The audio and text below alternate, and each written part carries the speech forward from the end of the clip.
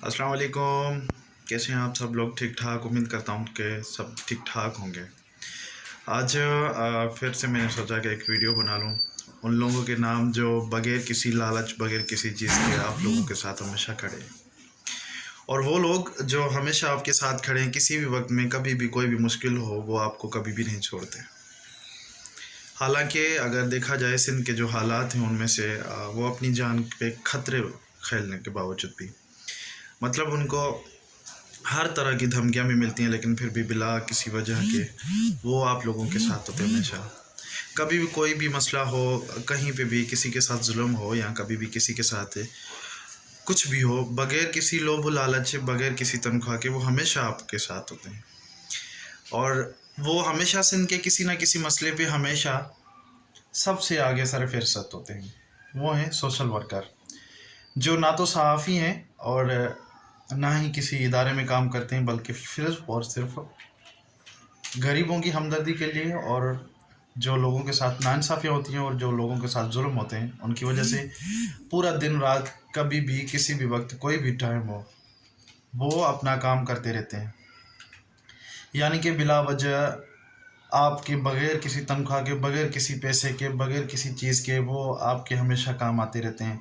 फातिमा फ़रौड का मसला हो, या कहीं पे भी कोई मसला हो, या सेकंड वाक़या हो, या कोई सा भी वाक़या हो, वो हमेशा सोशल वर्करों ने उस चीज़ को, उस इशू के ऊपर बहुत सी चीज़ें लिखी हैं, और उसी मौजू को, या उसी जो एक्सीडेंट जहाँ वाक़या हुआ है उस वाक़ये को उन्होंने बहुत आगे लिया है। मतलब कि वो किसी भी हालत में पीछे नहीं हटते, हालांकि उनको धमकियां भी मिलती हैं। और यहाँ पे एक तो सिंध में ये चीज़ है कि जो वडेरा शाही सिस्टम है या भोतार का सिस्टम है, वो जो लोग हैं वो किसी को भी नहीं बख्शते। अगर वो वडेरा किसी को कुछ नहीं कहता तो उसके जो नीचे, जिसको हम चमचों कहते हैं यानी चमचे, वो जो चमचे हैं वो तो वडेरे से ज़्यादा वो गर्म होते हैं। यानी कि अगर कोई वडेरे के ख़िलाफ़ या किसी एमपीए या किसी एमएनए के ख़िलाफ़ लिखता है तो सबसे पहले वो चमचे आगे लाइन में खड़े हो जाते हैं कि मतलब भाई, यहाँ तक कि वो मारने पे आ जाते हैं कि किसी की जान भी ले सकते हैं। मतलब कि वो जो हाउसेस के चमचे होते हैं। तो लेकिन सोशल वर्करों ने कभी इस चीज़ की परवाह नहीं की कि हमारे साथ क्या होगा या क्या किया जाएगा, लेकिन फिर भी वो हक़ के साथ खड़े होते हैं हमेशा। और ऐसे लोगों को मैं सलाम करता हूँ, और मैं हमेशा दुआएं करता हूँ कि ऐसे लोग सलामत रहें जो सिंध की आवाज़ हैं। ये सिंध के जो लोग हैं जो बिला बग़ैर पैसे के या बग़ैर किसी लोभ लालच के जो सिंध के लिए काम करते हैं, या सिंध के इश्यूज़ पे बात करते हैं, या सिंध के इश्यूज़ के लिए लिखते हैं, सोशल वर्कर जो भी हैं, जो कि जर्नलिस्ट, सहाफ़ी भी नहीं हैं, बग़ैर सहाफ़त के जो काम कर रहे हैं, ऐसे लोग जो हैं वो हीरो से कम नहीं हैं।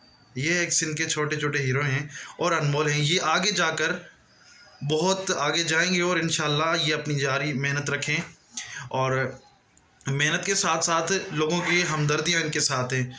और जिन लोगों के लिए ये लिखते हैं या जिनके हक़ में बात करते हैं, ये उनसे कोई पैसे वगैरह नहीं लेते, या किसी भी चीज़ का उन्वान से या कोई भी चीज़ इनसे नहीं लेते, या पैसे वगैरह कोई लालच नहीं रखते, मगर ये जो अपना हक़ है अदा करते हैं। मतलब कि जालिम के साथ खड़े नहीं होते, जालिम के लिए लिखते रहते हैं। और इन्होंने बहुत सी चीज़ें जो है सोशल मीडिया के ज़रिए बेनकाब कर दी हैं। वडेरों के जुल्म से लेकर, पुलिस के जुल्म से लेकर, जो भी मसले मसाइल हैं उन्होंने उनको बेनकाब कर दिया है।